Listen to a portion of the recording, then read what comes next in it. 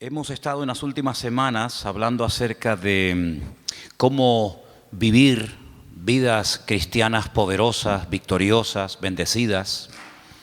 Y como hemos venido diciendo, esto no es una especie de suerte, de lotería, ¿no? Que a unos les toca y a otros pobrecitos que no hay manera, sino que hay unos principios generales que hay que conocer, verdades que hay que conocer y aplicar a nuestro diario vivir. Y esto, ya te digo, no es cuestión de suerte, no es cuestión de decir, bueno, será que porque una persona lleva ya mucho tiempo en el Señor, parece como que ya la victoria es algo que forma parte de su estilo de vida. No tiene nada que ver con el tiempo. De hecho, hay creyentes que llevan muchos años en los caminos del Señor y puede ser que se dé el caso de que todavía no sean victoriosos o vencedores en todas las áreas de su vida. Y después te puedes encontrar con personas que llevan mucho menos tiempo en los caminos del Señor, que puede ser que tengan claro y que las áreas de su vida que en otros creyentes que llevan más tiempo, que ya deberían tal vez de dar ejemplo, pues ya las tienen ellos dominadas, ¿no? Entonces ya te digo, no es cuestión de suerte, no es cuestión de tiempo, es cuestión de conocer la verdad. La verdad, tenemos el texto aquí arriba, os hará libres, pero no solamente conocer la verdad, sino aplicarla. Porque hay gente que sabe mucho, pero luego no practican lo que saben. Y hemos estado viendo en las últimas semanas que hay una lucha, que es la lucha entre la carne y el espíritu. Vimos un poquito más acerca de esto el domingo por la tarde. Y si alguien se ha preguntado, bueno, ¿y esta lucha hasta cuándo va a durar? ¿Hasta cuándo vamos a tener luchas con el carácter, con nosotros mismos, con los problemas y tentaciones de la vida? ¿Hasta cuándo? ¿Será que esto es al principio, primer año? Claro, todo está empezando, todo es nuevo. Ya en el segundo año, un poco menos, y ya a partir del tercero, cuarto, quinto año, ya estas luchas entre carne y espíritu desaparecen completamente. ¿Podríamos dar esa respuesta a una persona que se pregunta cuánto tiempo dura la guerra, la batalla entre la carne y el espíritu? Pues no, sería totalmente incierto, sería falso. Esto no es cuestión de decir, bueno, los primeros años van a ser años duros, difíciles, porque es el tiempo en el que estamos aprendiendo y poniendo la base, el fundamento de nuestra vida, pero luego ya después, olvídate, luego ya a disfrutar, a vivir la vida y ya no hay luchas, ni batallas, ni problemas. No es cierto. Si alguien te ha enseñado o si has escuchado a alguien que predica así, pues no es verdad. Porque la batalla, la lucha entre la carne y el espíritu durará toda la vida.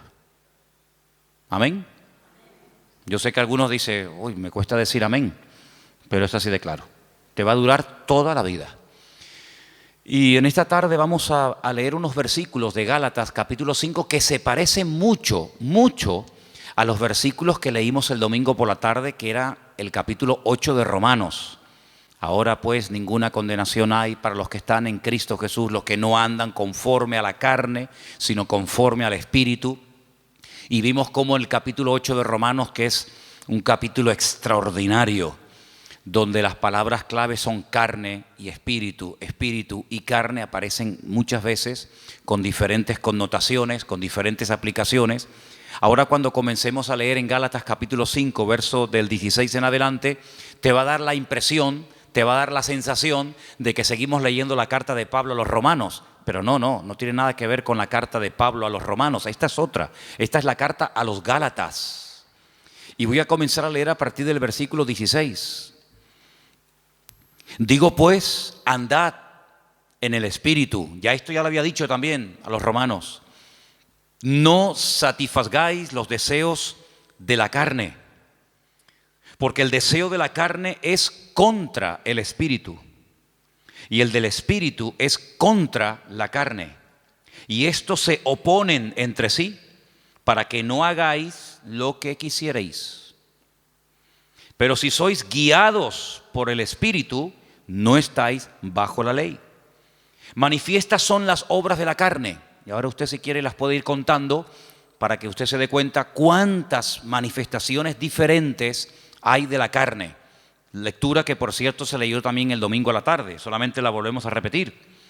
Las obras de la carne son manifiestas y son adulterio, fornicación, inmundicia, lascivia, idolatría, hechicerías, enemistades, pleitos, celos, iras, contiendas, disensiones, herejías, envidias, homicidios, borracheras, orgías, y no ha terminado la lista, sino que simplemente la acorta y dice, y cosas semejantes a estas, y que hay más, acerca de las cuales os amonesto, como ya os lo he dicho antes, que los que practican tales cosas no heredarán el reino de Dios. Y ahora cambia completamente el tono. Ahora se va al tema del Espíritu y dice, mas el fruto del Espíritu es amor, gozo, paz, paciencia, benignidad, bondad, fe, mansedumbre, templanza. Contra tales cosas no hay ley. Los que son de Cristo han crucificado la carne con sus pasiones y deseos. Si vivimos por el Espíritu, andemos también por el Espíritu. No nos hagamos vanagloriosos e irritándonos unos a otros, envidiándonos unos a otros. Si Pablo nos presenta un panorama muy real. Pablo en ningún momento presenta las iglesias que él pastoreó y fundó en su época como iglesias, como comunidades perfectas, donde no había celos, envidias, no había en definitiva pecado. Claro, si así fuera, nosotros nos sentaría muy mal y nos sentiríamos como los peores cristianos del mundo si leyéramos que los Gálatas, los Corintios, los Filipenses, los Tesalonicenses eran hermanos donde nunca ocurría nada malo, nada negativo, no había envidias, ni peleas, ni celos, ni discrepancias entre los hermanos. Pues nosotros al leer eso, si fuera así, diríamos, Señor, pero qué malos somos. Somos unos pésimos cristianos, porque mira cómo vivían nuestros hermanos del siglo I, sin criticarse, sin tener envidia entre ellos, sin haber competiciones, celos, divisiones, ¿verdad? Sin embargo, el panorama es todo lo contrario. Es todo lo contrario. Mire, si fuéramos a la primera iglesia, a la iglesia primitiva, la iglesia madre, la iglesia de Jerusalén, una iglesia, pues imagínate tú, estaban allí todos los apóstoles, todos los discípulos del Señor, atendiendo, pastoreando la iglesia. De los 12 eran 11, porque uno, todos sabemos que se quitó la vida, Judas, pero el resto estaban allí. Ahí estaba Juan, estaba Tomás, estaba Pedro, estaba Santiago. Así que los mejores maestros, los mejores pastores, testigos presenciales de los milagros y de las enseñanzas del Señor. Algo increíble, una iglesia próspera. Dice la Biblia que no había necesitados entre ellos, no había necesitados. No había gente de clase alta, de clase baja, gente con un poder adquisitivo tremendo, gente que los pobrecitos no tenían ni para comer. Dice que entre ellos no había necesitados. ¿Y cómo solucionaban este problema? Porque en las iglesias hoy en día se ven muchas diferencias. Gente que está muy bien, gente que no está tan bien, gente que le sobra de todo, gente que le falta de todo. Pues ¿cómo es posible que en aquellos tiempos el Señor diga, y está escrito, y eso ha sido inspirado por el Espíritu, lo cual no es ninguna exageración ni mentira, que en la iglesia no había ningún necesitado? Bueno, pues muy fácil, muy fácil. Dice la Biblia que los que tenían mucho vendían, se desprendían de su patrimonio y lo repartían a los que no tenían.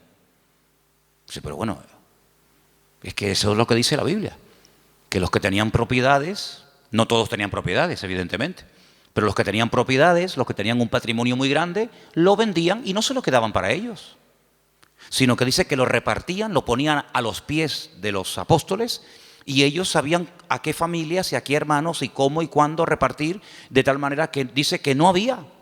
De puertas para afuera, en el mundo, en la calle, habría, imagínate tú, mendigos, necesitados, pero dice que en la iglesia no había necesitados entre ellos, sino que todos tenían todas las cosas en común. Entonces, claro, muchas veces la gente dice, pero hermano, las cosas que se leían en la Biblia, aquellos milagros, aquellos acontecimientos tremendos, hoy en día no se ven. Evidentemente, ¿cómo se van a ver? si la vida de los cristianos no tiene absolutamente nada que ver? Nuestras vidas, con eso de la propiedad privada y con eso de la privacidad, etcétera, etcétera, nuestras vidas no tienen nada que ver con la vida que aquella gente llevó, por lo menos durante un tiempo. Y uno dice, una iglesia tan bendecida, con tantas enseñanzas, con los apóstoles, con milagros, porque mira que había milagros allí, milagros que a veces ocurrían hasta sin pedirlos, sin querer. Pedro dice que un día iba al culto y cuando él iba caminando, claro, uno proyecta la sombra y dice que la sombra, ni siquiera imposición de manos, ni oración directa, sino su sombra, dice que cuando pasaba y caía por encima de los enfermos, eran sanados, la sombra de una persona, la sombra. Eso no lo hemos visto nosotros nunca, y no sé si alguna vez lo veremos, pero en aquellos tiempos era normal. Y cuenta la palabra que incluso había gente que vivían lejos, ya un poquito más adelante en los tiempos del apóstol Pablo, cuando ya era un apóstol, y dice que había personas que vivían lejos, incluso que tenían problemas con demonios terribles, y Pablo se quitaba una prenda de su ropa, un pañuelo, lo que fuera, y se lo mandaban a través de un familiar o de un vecino o de un amigo, y cuando se lo ponían encima aquella persona se sanaba, era liberado. Unas cosas increíbles, ¿no? Increíbles. Multitudes se convertían, un día 3.000, otro día 5.000. Los cultos de oración eran diarios. Dice que todos los días subían a la hora tercera, a las 3 de la tarde, la hora de más calor, pues no había siesta, sino la siesta era culto de oración todos los días. Iban a entrar a la iglesia y la gente pedía y oraban por ellos y ya entraba. Imagínate tú, empezar el culto ya con sanidades y milagros y aún no había empezado el culto. Una iglesia increíble. ¿No te hubiera gustado formar parte, aunque sea un tiempito, de esa iglesia? ¿No te hubiera gustado escuchar? ¿Quién predica el jueves? Juan, el discípulo amado. ¡Wow! Y el domingo por la tarde, Pedro y Santiago. Y el próximo jueves, Tomás. Y el siguiente, una gloria increíble. Pero ¿cuál fue el primer problema de esa iglesia? ¿Cuál fue el primer problema? ¿Económico? No, porque no tenían problemas económicos, porque ya ellos sabían cómo solucionar los problemas internos de la iglesia. Ellos sabían perfectamente, oye, no llega para tal. Pues no pasa nada, si no llega, yo tengo una casa, la vendo, pum, y con eso se paga no sé qué. Oye, que ahora no tenemos para no sé qué. No pasa nada, tengo un terreno. Ellos sabían perfectamente cómo solucionar los problemas económicos. Entonces, ¿cuál fue el problema de la iglesia? Si no fue económico, si no fue falta de crecimiento, si no fue mala doctrina, mala enseñanza o herejías, ¿cuál fue? Murmuración. ¿Cómo? ¿Pero cómo se pueden murmurar? ¿Cómo se pueden criticar unos a otros los hermanos en semejante iglesia? ¿Y por qué murmuraron? Porque cuando llegaba la hora de la comida, que por cierto, comían todos juntos porque era una especie de gran comunidad, pues no sé, dice que las viudas que eran de origen judío, parece, no sé si es algo que realmente era así, pues eran criticadas por otras viudas que dicen, mira, a ella le has puesto 2 chuletas, a mí me has puesto una sola. Yo veo en el plato de ella que le has puesto 3 papas, a mí me has puesto 2, y las de ella son muy grandes, las mías son muy chiquititas. ¿Cómo puede ser que una iglesia tan bendecida y tan próspera y tan impactante y tan de todo, el primer problema que registre la Biblia fuera murmuración? Pues ese fue el primer problema de la congregación. Y de ahí nace la idea de nombrar diáconos, ayudantes, colaboradores, que cuando llegue la hora de la comida, pues ellos sean los que distribuyan y se evite este problema en la congregación, porque no vamos a permitir que por la comida y por la murmuración se frene el avance y se estropee el buen ambiente espiritual que hasta hoy hemos tenido. Y entonces dijeron, vamos a nombrar 7 hermanos de confianza, 7 hermanos que los vamos a poner como diáconos, que se van a encargar a partir de hoy de solucionar este tema. Porque nosotros no nos vamos a poner ahora a servir las mesas. Lo nuestro es otra cosa. Lo nuestro es la palabra, la oración, tener comunión con el Señor, atender espiritualmente al pueblo. Pero ahora si nos vamos a poner a dar de comida a miles y a miles de personas, se nos va el día en esto y al final no cumplimos con lo que teníamos que cumplir. Pero claro, pusieron unos requisitos. Dice que tenían que ser hombres llenos del Espíritu Santo, de fe y de buen testimonio y sabiduría, para servir las mesas. Pues si esos eran los requisitos de los diáconos, ¿cómo tenían que ser los apóstoles y los pastores en aquella época? Yo creo que muchos de los que somos pastores hoy en día no podríamos ser ni diáconos en la iglesia primitiva, porque ponían el listón tan alto, era algo tan elevado que pedían para que una persona pudiera atender las mesas, que tú imagínate lo que tenían que pedir para ser pastor. algo realmente increíble. Así que vemos que el problema de la carne y del espíritu ya surgió en el seno de la primera iglesia, en la iglesia primitiva. Imagínate 2000 años después. Imagínate 2000 años después. Si viendo y viviendo en aquel tiempo y en aquel ambiente y aquella atmósfera de gloria, de bendición, de un mover de Dios espectacular, donde todo lo que ocurría era genuino. Las cifras que se dan no son aumentadas, no se estiran las cifras. Bueno, eran 200 los que se convirtieron, pero tú pones ahí 5000. No. Todo era genuino, los milagros eran genuinos, las sanidades eran genuinas. Todo lo que ocurría era genuino, no eran cifras evangelásticas. Eran cifras genuinas, milagros realmente del Señor.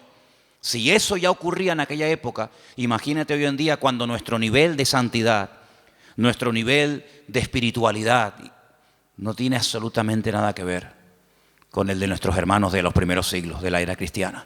Entonces vemos que el problema dentro de la iglesia fue la carnalidad. Ahora, oraba y le pedía al Señor, Señor, tiene que haber algún cuadro, tiene que haber algún pasaje en la Biblia para que este tema que estamos tratando últimamente de la carne y del espíritu, de vivir en victoria o vivir en derrota, nos resulte lo suficientemente gráfico como para captar lo que más o menos quiere decir la Biblia cuando habla de la lucha continua entre la carne y el espíritu. Y hay un pasaje extraordinario. Hay un pasaje increíble y lo vamos a leer esta tarde y vais a ver cómo al entender ese pasaje vais a poder entender mucho más lo que me refiero cuando hablo de la carne y del espíritu. Vamos al primer libro de la Biblia, al primero, que se llama Génesis, capítulo 25. En Génesis capítulo 25 vamos a leer una historia muy conocida, pero de la cual vamos a extraer muchísimas lecciones para poder entender mejor la lucha entre la carne y el espíritu. Génesis capítulo 25, voy a leer a partir del versículo 19. ¿Lo tienen, hermanos? Muy bien. Dice así la palabra del Señor, presta atención, hermano. Estos son los descendientes de Isaac, hijo de Abraham. Abraham engendró a Isaac. Y era Isaac de 40 años cuando tomó por mujer a Rebeca, hija de Betuel, arameo de Padán Aram, hermana de Labán, arameo. ¿Cuántos datos en un solo versículo? La edad, el nombre del padre, el nombre del hermano, un montón de datos, todos muy importantes. Quédese con esta cifra, 40 años tenía cuando Isaac se casa. Y entonces dice en el versículo 21, y oró Isaac al Señor por su mujer, que era estéril, y lo aceptó el Señor y concibió Rebeca, su mujer. Y los hijos luchaban dentro de ella y dijo, si es así, ¿para qué vivo yo? Y se fue a consultar al Señor. Y el Señor le respondió y le dijo, 2 naciones hay en tu seno y 2 pueblos serán divididos desde tus entrañas. El uno será más fuerte que el otro y el mayor servirá al menor. Esa es la palabra que el Señor le da a esta mujer atormentada. Esta mujer que lo está pasando realmente mal, porque tiene una batalla, tiene una guerra dentro de su vientre. Entonces ella dice, Señor, si estar embarazada es esto, yo no quiero vivir. Yo no quiero seguir adelante con este embarazo. Quítame la vida. Y entonces ella se va y se refugia en el Señor y le dice, Señor, explícame qué es lo que aquí está pasando. Seguramente ella habrá hablado con otras mujeres. Incluso a lo mejor, vete tú a saber, con alguna mujer que también estaba embarazada como ella en aquel tiempo. Y seguramente alguna le habrá dicho, oye, pues yo no sé, yo no te entiendo porque a mí no me está pasando nada de lo que tú estás diciendo. Entonces ella cuando se va a consultar con el Señor no es porque está un poquito mareada y tiene vómitos por la mañana temprano cuando se levanta y pierde el equilibrio y está cansada. No, ella está harta. Ella lo está pasando francamente mal. Pero va a consultar, va a buscar palabra de Dios. No va a quejarse, no va puerta por puerta, sino que ella va al único que le puede decir qué es lo que está pasando.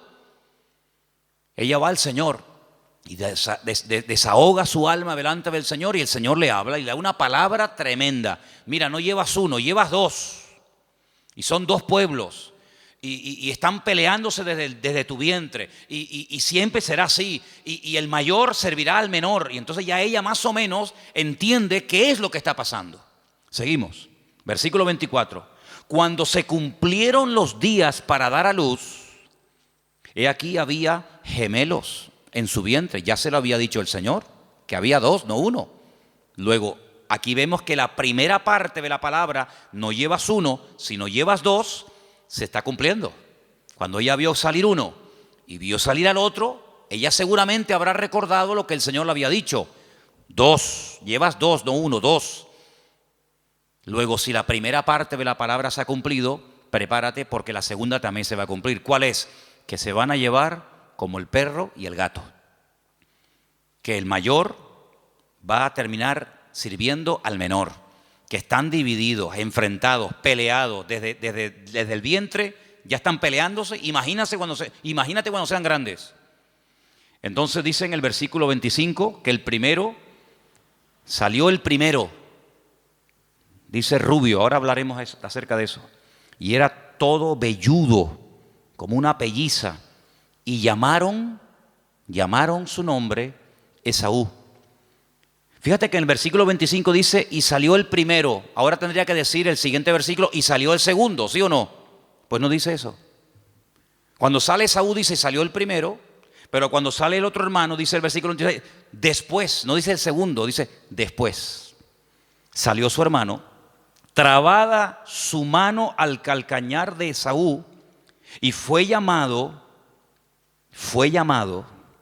su nombre Jacob.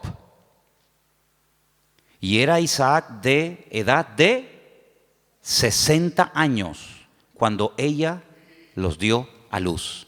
Yo les dije que en el versículo 20 dice cuántos años tenía cuando se casó. 40. Y al final del versículo 26 dice cuántos años tenía cuando fueron padres. 60. Es decir, que durante 20 años intentaron ser padres y no pasaba nada. Dice la Biblia que ella era estéril. Pero Isaac sabía perfectamente que para Dios no hay nada imposible. Porque Isaac es el resultado de una oración de fe y de una intervención sobrenatural de Dios sobre su madre. Porque ustedes saben que los padres de Isaac fueron Abraham y Sara. Y la Biblia dice que eran gente muy mayor. Ella era de 90 y él de 100 años, tú imagínate. Y para colmo, ella también dice la Biblia que era estéril. Luego, humanamente hablando, entre la edad y el tema de la esterilidad, imposible. Pero él vive. Él sabe que su madre fue sanada cuando su padre oró por ella. Luego, ahora otra vez, se repite por segunda vez en una mujer, en una matriarca, el mismo problema que Sara, es estéril. Y se volverá a repetir en la siguiente generación, en Raquel, sabemos, ¿no? Era Sara, era Rebeca y era Raquel. 3 generaciones seguidas de mujeres estériles, pero mujeres sanadas por el poder de Dios. Una generación le daba ejemplo a la otra y la otra a la otra y así sucesivamente. Se pasaban la fe de unos a otros. Por eso dice que era la fe de Abraham, la fe de Isaac, la fe de Jacob, el Dios de uno, el Dios de otro, ¿verdad? No se aprendían cosas en una primera generación y luego no llegaban esa segunda y se terminaba diluyendo la bendición, sino que la bendición iba de menos a más. Date cuenta que, por ejemplo, Abraham ora, Dios sana a su esposa y tiene 1. El hijo nace y ora por su esposa y tiene 2. Y nace el tercero, que sería el nieto, en este caso el hijo de Isaac, y en vez de 2, tiene 12 varones y una hembra. Luego la bendición siempre va de menos a más. Ahora, fíjate qué curioso, 40 años tenía cuando se casó, 60 cuando fue padre. Quiere decir que durante 20 años Durante 20 años no hay registro en la palabra de que Isaac orara por este tema. Esta es la primera vez que encontramos a Isaac orando por un tema familiar. Esta es la primera vez que la Biblia dice que Isaac se paró y dice, lo hemos leído en el versículo 21, Isaac oró al Señor. Si ustedes leen antes de este versículo, en capítulos anteriores, no dice absolutamente nada. Luego, durante 2 décadas, durante 20 largos años, aquí no pasaba nada. Hasta que Isaac, el cabeza del hogar, se para y dice, aquí hay que orar. Pero el texto que estamos leyendo esta tarde me llama mucho la atención porque cuando dice en el versículo 21, y oró, esa palabra, vayetar, significa oró insistentemente, porfiadamente. No oró de una forma superficial. Bueno, Señor, tú sabes que queremos ser Padre, ayúdanos en tu nombre, amén. Venga, vamos a hacer otra cosa. Sino que él se metió en serio con Dios. Él dijo, aquí hay un problema.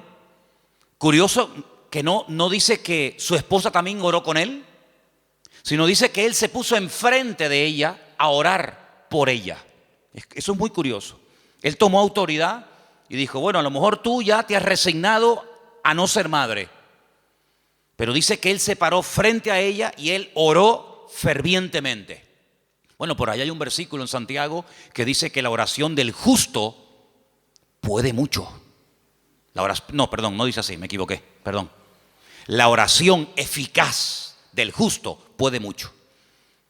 Corregí porque no es lo mismo decir que la oración del justo puede mucho que decir que la oración eficaz del justo puede mucho. Si quitamos la palabra eficaz, da a entender como que todo lo que oramos resulta con éxito, y no es así. Es la oración eficaz. Algún día hablaremos de cómo se arma, cómo se construye, cómo se hace una oración eficaz. Porque hay gente que dice, es que yo oro y yo no veo resultados. Y yo pido, pero llevo 20 años y yo no veo. Entonces la Biblia dice, es la oración eficaz. Porque hay oraciones que no son eficaces. Son oraciones, pero no son eficaces.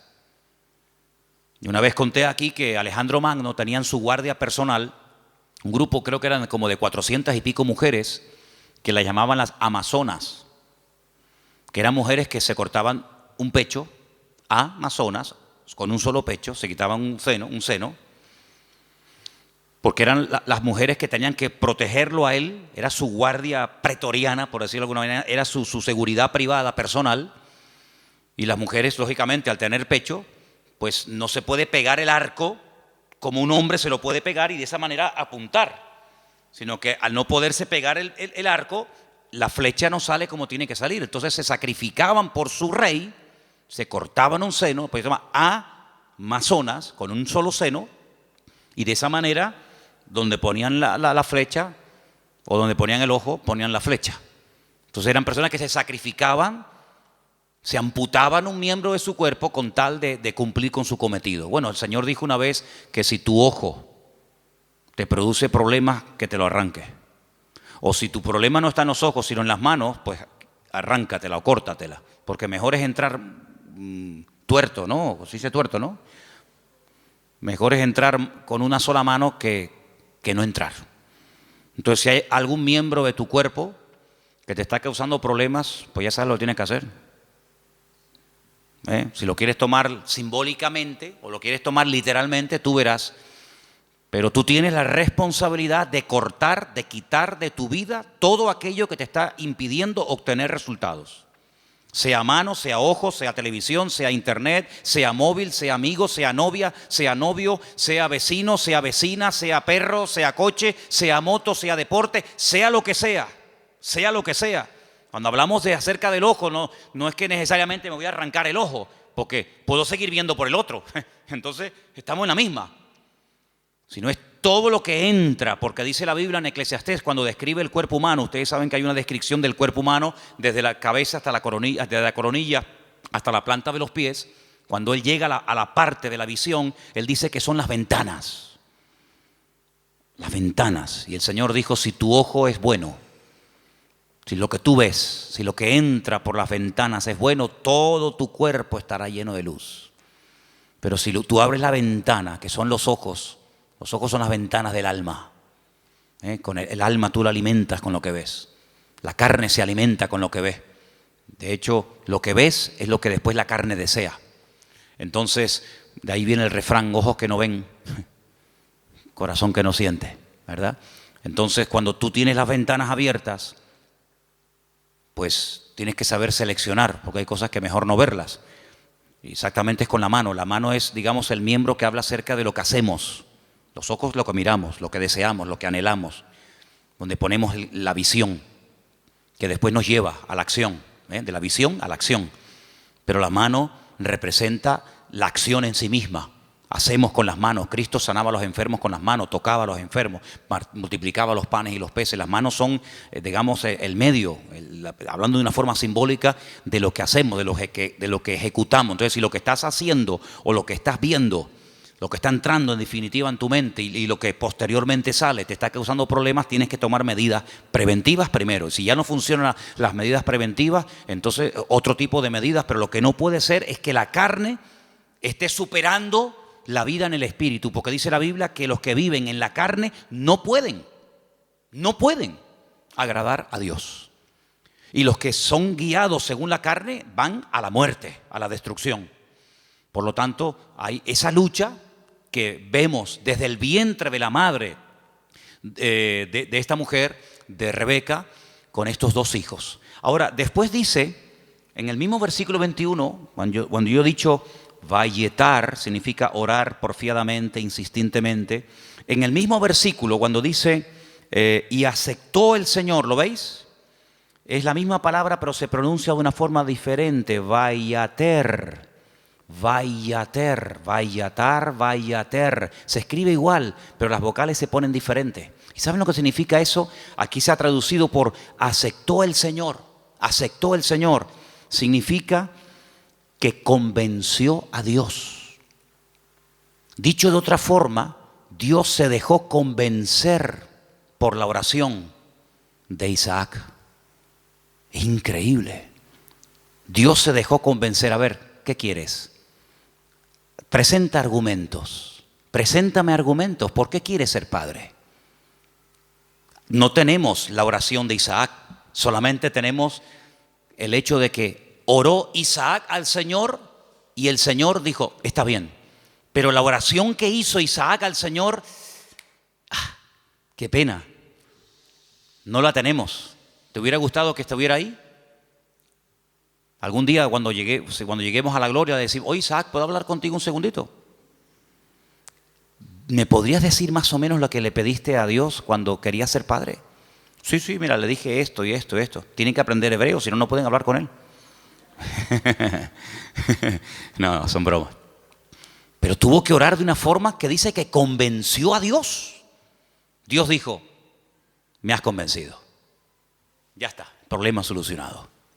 Fíjate, si en vez de haber esperado de los 40 años que se casó, a los 60, yo pregunto, si hubiera orado a los 2 años de casarse, de esa manera como oró, ¿no hubiera el Señor respondido? Por supuesto. Si hubiera orado cuando tenía cuando tenía 45, 50 años, los gemelos podían haber nacido antes. Pero no hay registro en la Biblia de que Isaac orara a esa edad, con esa intensidad y con ese fervor. Pero sí hay registro en la Biblia, a los 60 años, cuando él ora, el Señor se deja convencer. Los argumentos que presentó Isaac, pienso yo que un argumento podía haber sido este. Señor, tú le dijiste a mi padre que en ti serían benditas todas las naciones de la tierra y que tú le darías un heredero y que yo sería el hijo de la promesa. Pero Señor, cuando yo me muera, mi padre vio en mí el cumplimiento de la palabra. Yo soy el hijo de la promesa. Por eso me pusieron Isaac, que significa ríanse, gócense, alégrense. Estaba todo cerrado, estaba todo opuesto. la esterilidad de la madre, la vejez del padre, imposible. Pero ríanse, Isaac, yo soy el hijo de la promesa, pero ¿y cuando yo me muera? Se acabó la risa, se acabó la alegría. Cuando yo y mi mujer nos muramos, ya no hay continuidad. La bendición nació y murió con nosotros. ¿Cómo puede ser esto? Señor, dame hijos para que siga la bendición. Y ahí presenta argumentos. Y ahí, en el buen sentido de la palabra, Isaac dialoga, discute, pelea con Dios en oración y dice: Vayater, Dios se dejó convencer. Estoy de acuerdo, Isaac, perfecto. Tu mujer a partir de ahora quedará embarazada. Qué tremendo, ¿eh? Qué tremendo. Si nos tomáramos más en serio, no solo la oración, sino cómo oramos, qué diferente sería nuestra vida, ¿sí o no? A veces no tenemos suficiente fe. Yo sé que la fe la tenemos que poner en el Señor, eso lo tengo más claro que el agua. Pero el Señor nos ha dado un medio poderosísimo, que es la oración. Si lo usáramos más, si oráramos más fervientemente. Y esto no tiene nada que ver con el carácter de uno, porque Santiago, cuando dice que la oración eficaz del justo puede mucho, pone un ejemplo. Uno dice, bueno, oración eficaz de un justo, a ver, ¿quién podría ser? No hace falta que te rompas la cabeza. Santiago dice, Elías era un hombre, dice, sujeto a pasiones semejantes a las nuestras. Cuando se enfadaba Elías, hermano, sal corriendo, sal corriendo, que cuando éste se enfada, ora a Dios, te cae una llama de fuego encima y te fulmina, Estaban un día en lo alto de una montaña y el rey dice, llámenme al profeta. Y llega un capitán con sus soldados y le dice, varón de Dios. Así como no le gustó mucho el tonito, no le gustó mucho la forma tal vez como se lo dijo. Y Elías se le queda mirando y le dice, varón de Dios, ¿no? Así como con rintintín. Si yo soy varón de Dios, que quede bien claro y que caiga fuego del cielo y lo hace. Los calcinó a los 50. Hicieron un asado ese día ahí en medio del campo. Al día siguiente el rey dice, bueno, esto habrá sido, no sé, una casualidad. Venga, vayan a buscarme a ese hombre. Varón de Dios, venga, date prisa. Sí, si yo soy varón de Dios, que quede bien claro. ¡Fum! Ya van 100. Un olor a carne en la atmósfera había terrible, ¿no? Tercer grupo, vayan a buscarme a ese hombre. Cuando llega el tercero se tira a tierra y le dice, gran varón de Dios, ten misericordia de mí, por favor, no me quemes. Te pido, te suplico. Así me gusta. Ahí se baja Elías. Así era Elías, amigo. Así era Elías. Alguien dijo en cierta ocasión que si el Señor no se lleva en un carro de fuego a Elías, le prende fuego a todo el país. Porque para él todos estaban mal. Claro, para él todos estaban mal. En un día, mató a 100 soldados. Días más tarde, a 450 profetas de Baal les cortó el cuello en el monte Carmelo. ¿Pero este quién es? Y después hablan los americanos de Rambo. Esto es increíble, esto es tremendo este hombre. El Señor se lo tuvo que llevar con él. Pero mira, era un hombre que se desanimaba, ¿sí o no? Señor, quítame la vida, estoy harto, me siento solo. Este no es mi sitio, no sé qué, orando tontería. Una mujer le dice, mañana como no ponga tu cabeza en un plato, como tú pusiste en un plato la cabeza de mis profetas, y sale corriendo por miedo a la mujer. Claro, si Elías era tremendo, ¿cómo tenía que ser esta mujer? Porque para salir corriendo desde allí hasta donde fue corriendo, pero dice que era un hombre sujeto a pasiones semejantes a las nuestras. Se enfadaba, se desanimaba, se deprimía, oraba tonterías. Pero cuando oraba, amigo, cuando ese hombre entraba en guerra y en comunión con Dios, no había infierno que lo pudiera detener. ¿Te das cuenta? Entonces aquí encontramos un ejemplo de cómo este hombre ora. La mujer no dice que orara. Bueno, pero que tienes que orar eres tú, que para eso eres el hombre, para eso eres la cabeza. Y tú tienes que traer la bendición a tu casa. Y la bendición viene cuando tú buscas de Dios, cuando tú oras sinceramente. Mira, el peor defecto que puede tener un hombre no es que no predique. Hermana, si su marido nunca va a ser un predicador, no se enfade con él. No todos han sido llamados a predicar. Ese no es el mayor problema de un hombre. El mayor problema de un hombre es que no sabe cantar. No, hermano, hay hermanos que el Señor los bendiga. Por ahí no van los tiros. Es que a mí me gustaría tener un hombre que cante, sí, pero mire, le tocó, no hay más, hermana. El problema de un hombre no es que no canta o no predica. ¿Tú sabes cuál es la peor desgracia que puede tener un hombre? Que no sepa orar. Ese es el problema más grande que puede tener una mujer, es que su marido no ora, que no sepa orar. Porque este hombre, cuando oró fervientemente y oró porfiadamente, insistentemente, automáticamente en la casa, todo cambió. Todo cambió. Ahora, la oración trajo problemas. Porque por la oración de Isaac, dice la Biblia, que su mujer lo estaba pasando mal. Pero ella, ¿qué fue lo que hizo? Lo que le enseñó su marido. Vete a hablar con el Señor, déjate de quejarte, vete a la cámara secreta y allí en la cámara secreta abre tu alma delante del Señor. Y el Señor le dio una palabra tremenda. A muy pocas gentes el Señor le da palabras específicas para sus hijos y a ella se los dio. Vamos a leerlo otra vez. 2 naciones hay en tu seno, 2 naciones, 2 pueblos serán divididos desde sus entrañas. Es imposible la convivencia. Un pueblo será más fuerte que el otro pueblo y el mayor servirá al menor. Tremendo. Este hombre cambió la situación de su casa porque oró por ella.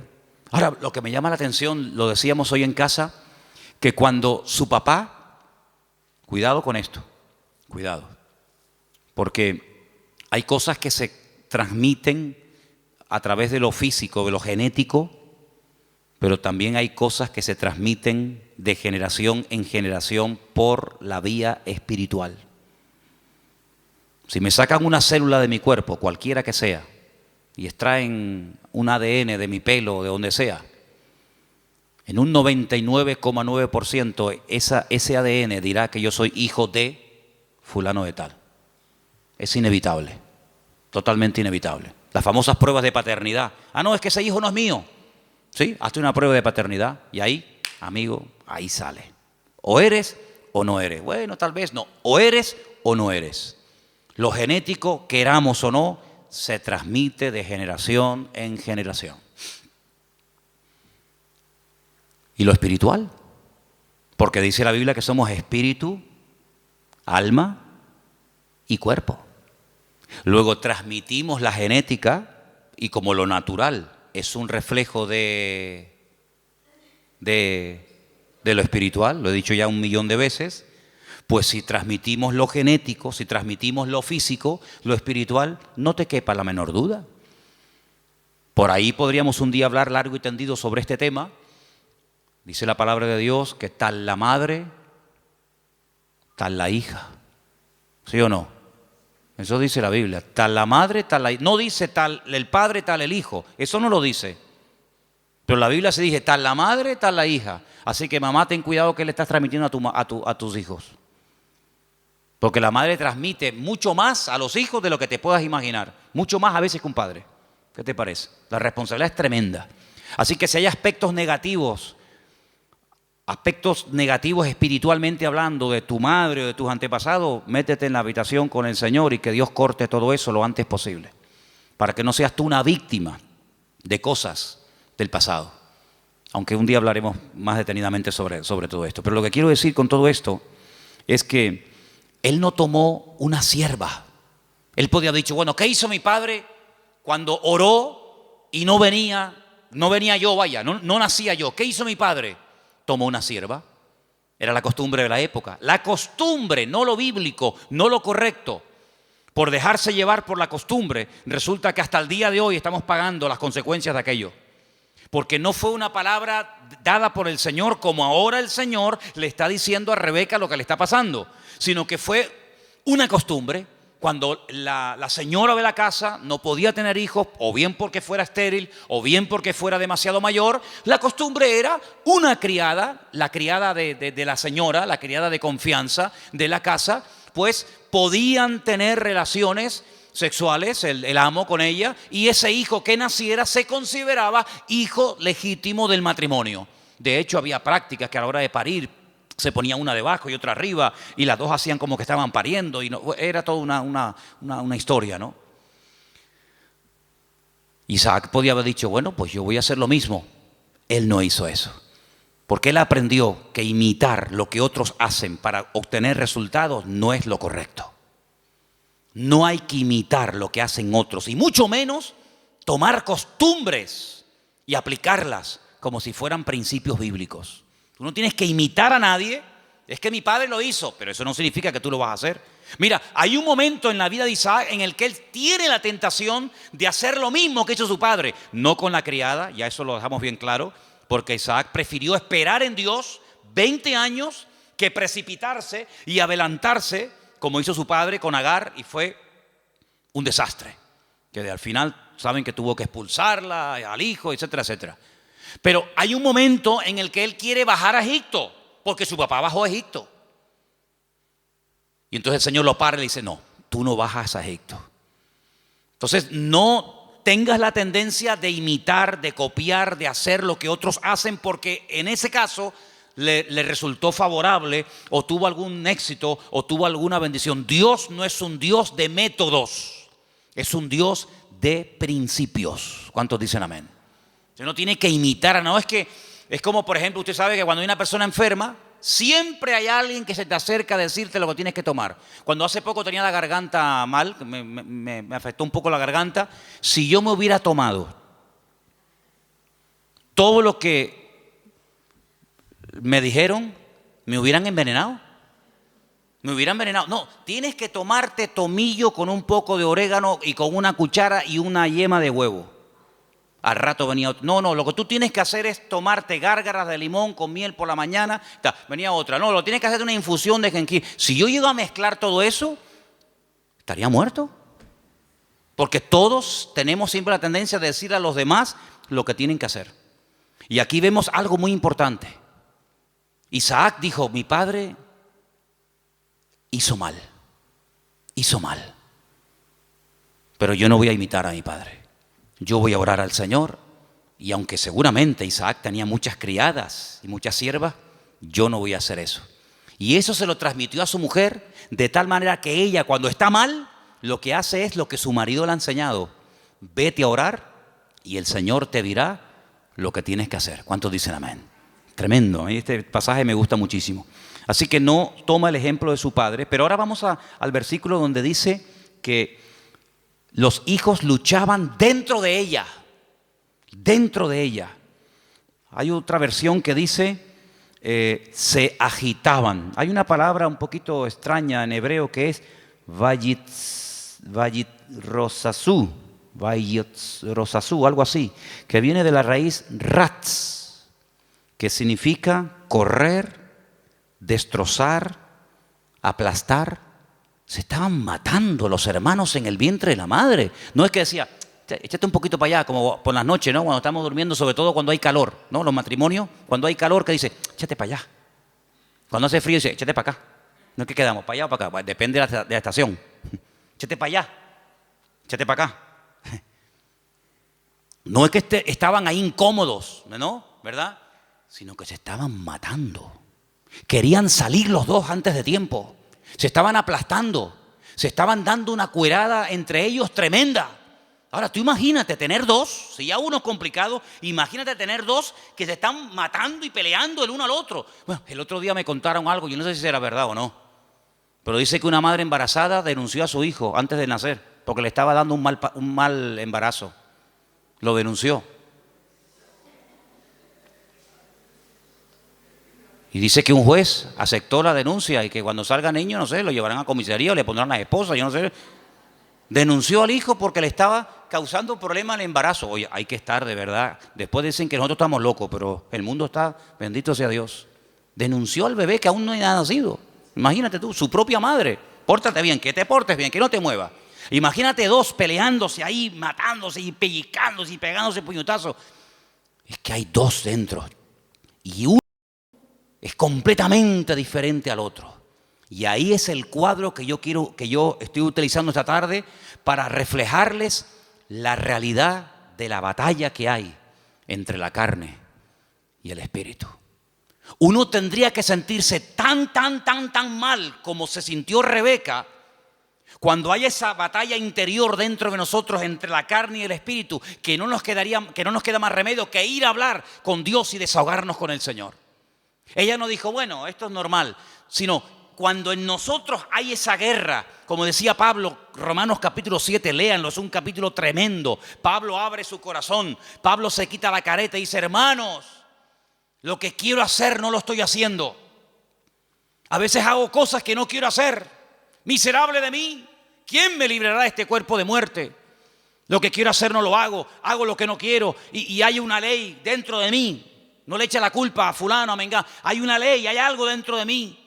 Es esa ley que la carne se rebela contra el espíritu contra la carne, igual que Jacob y Esaú, que se mataban y se pegaban el uno al otro. ¿Y qué hizo Rebeca? Se fue a hablar con el Señor. Eso es lo que deberíamos de hacer cuando nos sentimos mal, cuando queremos orar, pero no quiero orar. Cuando quiero leer la Biblia, pero no me da la gana de leer la Biblia. Y cuando quiero que Dios me bendiga, pero ya no quiero saber nada de Dios, me tiene cansado. Y cuando quiero ir, pero ya no quiero ir. Cuando hay esa lucha, no te resignes y digas, bueno, seré que soy raro, seré que soy un bicho extraño. No. Lo que tenemos que hacer es lo mismo que hizo Rebeca. Señor, ¿qué pasa? ¿Qué me está pasando, Señor? Háblame, ayúdame. Porque si no me ayuda, quítame la vida. Porque esto no es vida ni es nada. No lo dijo, pero casi probablemente estuvo tentada a decir, es que yo estaba mejor antes que ahora. Yo estaba mejor antes cuando era una mujer estéril, sin hijos, que ahora que tenía que estar saltando de alegría por estar embarazada. Pues antes yo vivía y me sentía mejor que ahora. Ahora que me has bendecido, esta bendición me está trayendo unos problemas terribles. No dijo todo esto, lo estoy diciendo yo, a ver si me entienden. Pero ¿cuántas veces puede pasar por nuestra mente? ¿Cuántas veces nos pueden cruzar los cables por nuestra mente y decir, ¿y ahora qué? Ahora, y lee la Biblia y vas a la iglesia y no sé qué, y te das cuenta. El diablo es tremendamente cruel con nosotros y nos hace ver un panorama irreal, pero lo pinta de tal manera que parece que es real. Tremendo. Ya se lo dijo el Señor, solamente te quiero pedir una cosa, que te postres y me adores. Y si lo haces, mira qué fácil, te postras, me adoras y ya está. Te doy todos los reinos de la tierra. Y el diablo lo que quiere, detrás de toda tentación, detrás de todo ataque, siempre está lo mismo. Claudica, tira la toalla, ríndete. ¿Y qué es rendirse? Es darle la razón al diablo. Pero dice la Biblia, sométete a Dios, resiste al diablo y huirá de vosotros. ¿Cuántos dicen amén? No dice, no, yo me someto a Dios y el diablo huye. Es que no dice eso. Es que no dice eso. Como tú te estés montando una vida cristiana diferente a los principios que dice la palabra, te vas a llevar cada palo, te vas a llevar cada desilusión, porque ves que haces cosas y no funcionan. Y no hay nada peor que hacer algo y ver que no funciona y te enfadas con Dios.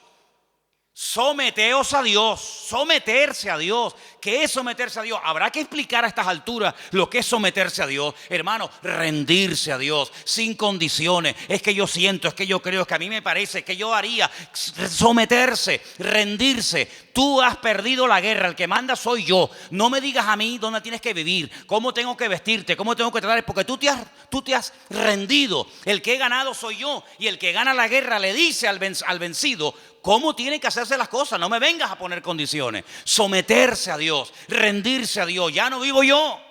Muy bien, perfecto. Ahora que te has sometido, ahora que te has rendido, ahora puedes resistir. ¿A quién? Al diablo. Y huirá, tiempo futuro, huirá. Pero no me dices cuándo. No. Te digo el presente, sométete, resiste. Tiempo presente y en futuro la victoria, huirá. Es decir, si tú te has sometido a Dios, tú sabrás, yo no sé, si tú te estás sometiendo a Dios diariamente, porque no es que me sometí el domingo pasado y durante toda la semana hago lo que me da la gana. No, me someto el lunes, me someto el martes, me someto el miércoles, me someto cada día, cada instante de mi vida. Si yo me estoy sometiendo, yo tengo que resistir el lunes, el martes, el miércoles. Y si no se ha solucionado el problema, si no ha huido el enemigo, si no se ve un rayo de luz en el horizonte, ¿qué hago? Pues quiere decir que tienes que seguir sometiéndote a Dios y resistiendo. Sometiéndote y resistiendo. ¿Hasta cuándo? Hasta que huya. Ese es el objetivo, hacer huir al enemigo, ¿sí o no? Cuando tú te montas en un avión, imagínate que te vas de aquí a Madrid. Y por el camino dice, señorita, una preguntita por favor. ¿Estas turbulencias es normal? Sí, sí, es normal. ¿No me podría dejar usted a mí por el camino, por favor? ¿Cómo? ¿Cuánto tarda esto? 2 horas y media. ¿2 horas y media? No, yo no. No, dígale al chofer que en la próxima parada me bajo.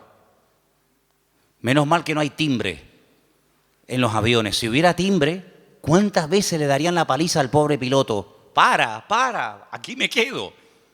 No, tú tienes que llegar hasta el final, porque tú saliste de un sitio para llegar a otro. Y en la vida cristiana no hay paradas intermedias. Saliste y no volváis atrás, dice la Biblia. El Señor le dijo al pueblo de Israel, no hagan otra vez nunca este camino de vuelta. Yo los he sacado de allí para llevarlos a la tierra de prometida, la tierra que fluye leche y miel. No se les ocurra nunca más, ni a ustedes, ni a vuestros descendientes, hacer el camino de vuelta a Egipto, porque no hay marcha atrás. Y en la vida cristiana dice que el que pone la mano en el arado no puede mirar atrás, porque si pongo la mirada atrás, el surco no sale derecho, sale todo torcido, y eso es un desastre, es un desastre. Por lo tanto, vemos en este pasaje que se oró, se obtuvo resultados, pero lo que queremos hablar con todo esto es de la diferencia de Esaú y de Jacob, para después darnos cuenta de lo que es la carne y de lo que es el espíritu. Serían divididos, separados, enfrentados desde el vientre de su madre. Es decir, convivencia cero, imposible. Cuando hace años, ¿se acuerdan los que estaban? Algunos todavía no saben esto, pero cuando estábamos en el puerto de Veracruz y en una de las casas que hay allí, ¿se acuerdan ustedes que vinieron aquellos santeros? Eran cubanos, total, ¿qué más da? Pero eran cubanos. Hubieran sido japoneses, pues digo, santeros japoneses, aunque nunca me imagino un santero japonés, pero bueno. Vinieron aquellos santeros japoneses y lo primero que me dijeron el primer día, dice, venimos a por ti, por tu casa, por tu iglesia, por tu ministerio, vamos a destruirte. Ya. Yo miré así para que no hubiera ningún hermano y me escuchara. Porque algunos cuando a lo mejor vieron a Cristo volcar las mesas y se sacó el cinturón, dijeron, ¡ah! El Señor se enfadó. Sí, se enfadó, porque hay momentos para enfadarse. Entonces el Señor volcó las mesas y lo volcó correctamente. No se equivocó. ¿Ustedes creen que se equivocó el Señor? Lo hizo todo perfecto. Pues yo le dije a aquello, digo, ay amigo, ustedes no saben dónde han caído. Y una serie de cosas más. Entramos en guerra. Claro, entramos en guerra. Mataron palomas. Me iba por las mañanas allí, tenían todo el patio lleno de huevos, de plumas, de sangre, un pavo degollado, velas negras, cocos, no sé qué. Y yo digo, tú sigue haciendo lo que quieras. Sí, haz lo que quieras. Como si quieres matar una piara de cochinos aquí en el patio, me da exactamente igual. Y el Señor me dio una palabra orando una noche en el muro allí en Jerusalén. Y me dijo, de aquí a poco se irán y no los verás nunca más. Mirarás y el malo ya no estará y nunca más lo verás. ¿Qué te parece? Entramos en guerra, se fueron, no como vinieron. Cuando alguien viene a hacerte daño no se va igual que como vino. No. En el mundo espiritual no, en el mundo puede ser, pero en el mundo espiritual cuando alguien viene a hacerte daño no se va igual que cuando vino, se va peor, se va dividido. Dice, por un camino viene y por 7 se marchan. Sí, la reacción a nuestro favor siempre es en contra del enemigo, evidentemente. Y llegó un día en el que yo dije, ya está, se acabó. Uno de ellos me llamó aparte y me dice, ¿puedo hablar con usted? Ya cuando a mí me hablan de usted, yo digo, qué curioso. Ya me habló de usted. Y me dice, ¿por qué no llegamos a una convivencia? Así me dijo, esa fue su palabra. ¿Por qué no llegamos a una convivencia? Y le dije, jamás en mi vida, por encima de mi cabeza, yo jamás conviviré con ustedes. Hijos del diablo, les dije. Que vienen aquí ustedes a hacer daño. Convivencia en absoluto. La única convivencia que hay es que ustedes quemen toda esa basura, lleguen adentro a la iglesia, se conviertan y le pidan perdón a Dios por lo que están haciendo. Se fue, imagínate tú, como un saltaperico. ¿Qué te parece, amigo? Convivencia, principio del fin. ¿Ya quieren convivir? Pues ya saben que no pueden, vamos a convivir.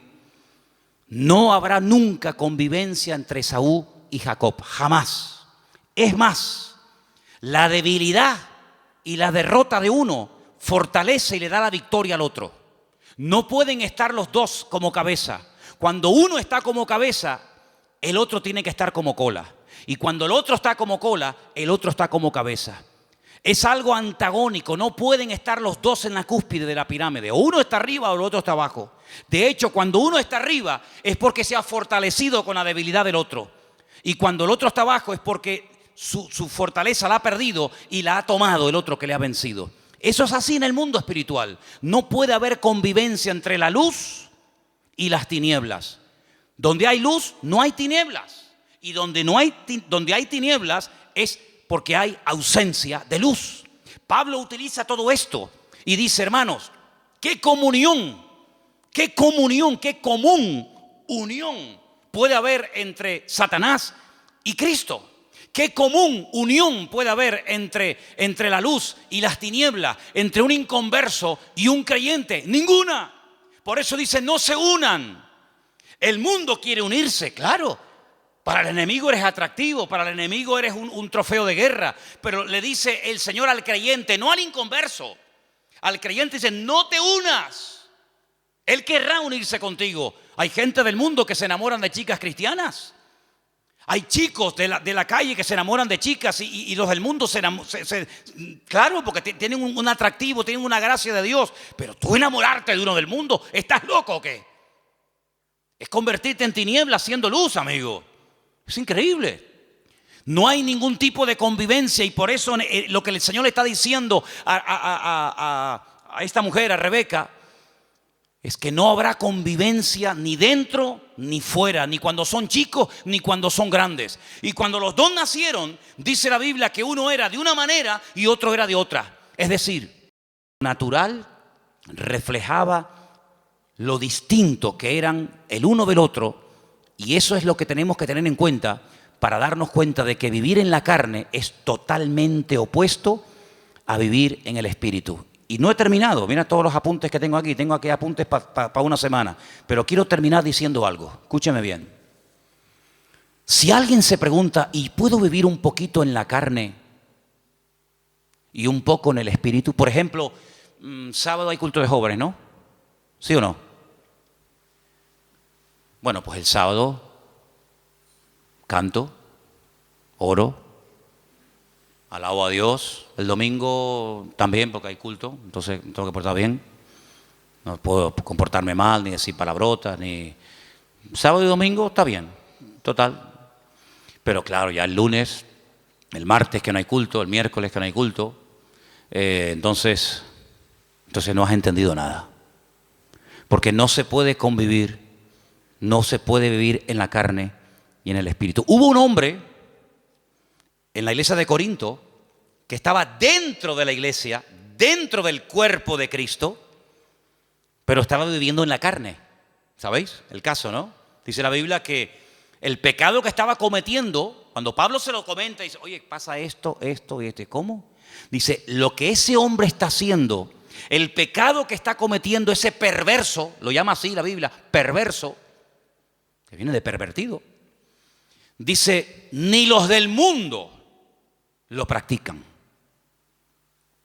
Ni los del mundo están viviendo en tanto desorden como ese que se llama hermano, pero se ha metido dentro de la congregación y no tiene nada que ver con una vida de un cristiano. Pablo dice, yo ya lo tengo claro. Bíblicamente dice, yo ya he juzgado ese caso. Yo ya lo he juzgado. Juntaos vosotros con mi postura, con mi espíritu, con mi determinación y cogerlo y sacarlo de ahí, entréguenselo a Satanás para que destruya la carne a ver si su espíritu se salva. Una cosa increíble. Entonces le dijeron, mira, ven para acá, aquí no puedes venir más. te estaba acostando con la mujer de su marido, de su padre, que a lo mejor no era su madre, pero podía ser la madrastra. Estaba teniendo relaciones sexuales con la mujer de su padre. Y Pablo dice, pues, pero eso, ni en el mundo se hace eso. Ni en el mundo se comentan esos pecados.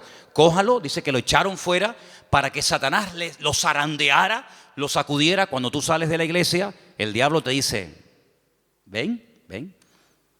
El 4 de junio tú estabas aquí en la plataforma llorando, diciendo, Señor, usa mi vida, voy a servirte, cuenta conmigo, diablo, te reprendo, te ato. Y el diablo escuchando. El diablo dice, hoy está eufórico, hoy está animado, le tocó el mensaje, está potente. Espérate la semana que viene. Cuando estás, no voy a más a la iglesia, estoy desanimado, no sé qué. El diablo dice, ven para acá. ¿Qué me dijiste tú el otro día por la tarde? Te reprendo, diablo, fuera, diablo. Ven, te mete una sacudida en un minuto que tus 6 meses de cristiano te los tira por tierra, amigo. Te mete una tunda que en algunos casos algunos ni se levantan. Fíjate lo que te digo, ¿eh?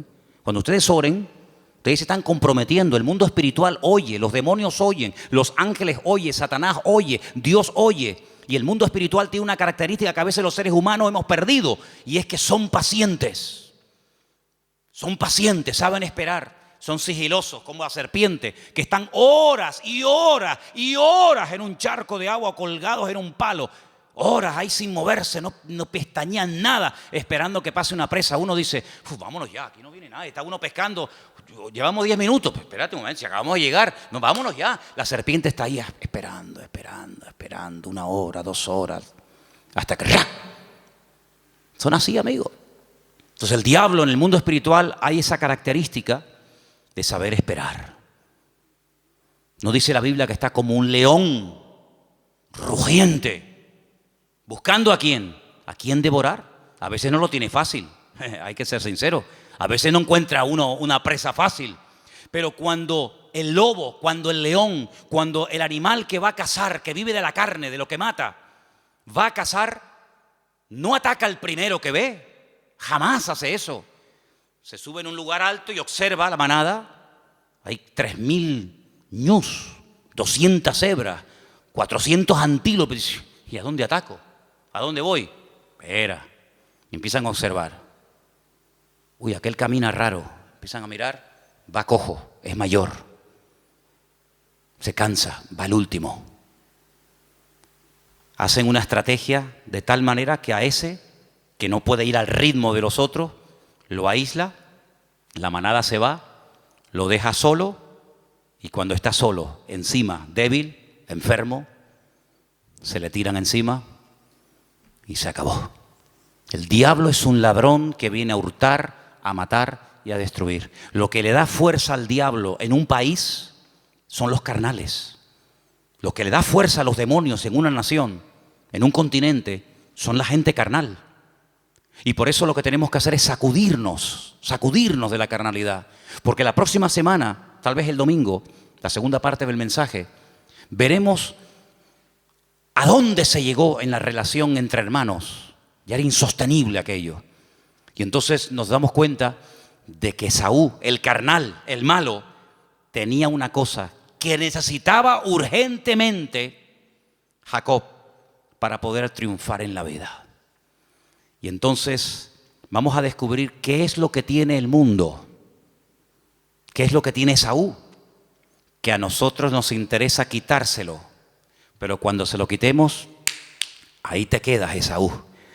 Entonces, hermanos, eso es lo que significa pelear la buena batalla. Se dan cuenta que hay tanto material, se dan cuenta que hay tanto tema, pero lo importante es que le digas al Señor otra vez. Sé que el domingo te pedí que lo dijeras, pero otra vez te pido que hoy lo hagas. Señor, no quiero vivir en la carne. Cierra tus ojos ahí donde estás. Quiero vivir sometido al Espíritu. No quiero el espíritu de Esaú. No quiero ser un carnal. No quiero ser una persona que menosprecia las bendiciones, sino que pelea para obtener las bendiciones de Dios. Isaac cambió su casa cuando oró y obtuvo resultados en el nombre del Señor. Y hay cosas que tú tienes que tomar autoridad y pelearlas y orar en el nombre del Señor, con la autoridad del Señor y su palabra, porque el Señor te ha llamado a ti a vivir en victoria. Y en esta noche yo quiero que tú le digas: Señor, quiero vivir en el Espíritu, ayúdame a vivir en el Espíritu, renunciando a la carne, renunciando a vicios, renunciando a viejos recuerdos, a costumbres, renunciando a todo lo que no trae gloria a Dios. Y en esta tarde me someto al señorío de Cristo. En esta tarde me someto a la palabra, al trato de Dios en mi vida. En esta tarde, Señor, me someto al Señor para que pueda resistir al enemigo y obtener victoria. Gracias, Padre, porque tú eres poderoso en mí. Gracias, Padre, porque mayor es el que está conmigo que el que viene contra mí. No hay nada ni nadie que pueda destruir a un hijo de Dios. Hagan lo que hagan y digan lo que digan. De hecho, lo han hecho y es una pérdida de tiempo. Es al contrario. Cada vez la bendición viene al que está siendo atacado, al que está siendo perseguido, porque la unción trae persecución. Y cuando hacemos la voluntad de Dios, el Señor siempre bendice. El resultado, el botón de muestra, es lo que Dios está haciendo en las vidas. Y eso es algo incuestionable. Bendito sea el nombre del Señor. Recibe toda la gloria y enséñanos estos principios para que no vivamos ni un minuto más en la carne, sino en tu Santo Espíritu y en tu palabra. En el nombre de Jesús. Amén.